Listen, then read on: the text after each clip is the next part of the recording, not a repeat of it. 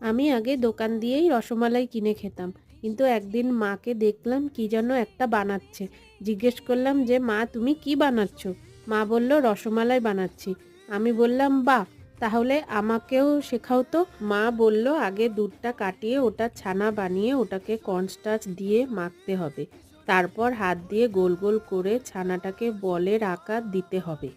তারপর ছানার অনেকগুলো বল বানানোর পর চিনির শিরাটা বানিয়ে ফেলতে হবে। তারপর চিনির শিরায় ছানার বলগুলো দিয়ে কিছুক্ষণ ফুটিয়ে নিতে হবে। পর আবার দুধ জাল দিয়ে ওতে 2 চামচ পাউডার মিল্ক, কয়েকটা এলাচ, একটু ফুড কালার আর কাজু আমন্ড কুচিয়ে দিয়ে দিতে হবে। তারপর ছানার বলগুলো শিরা থেকে বার করে ভালো করে রস চিপে দুধটার মধ্যে দিয়ে দিতে হবে, আর কিছুক্ষণ ফুটিয়ে নিলেই তৈরি আমাদের দোকানের মতন রসমালাই। ভিডিওটা পছন্দ হলে একটা লাইক করে দেবেন আর কমেন্টে জানাবেন যে ভিডিওটা কেমন হয়েছে, আর চ্যানেলটিকে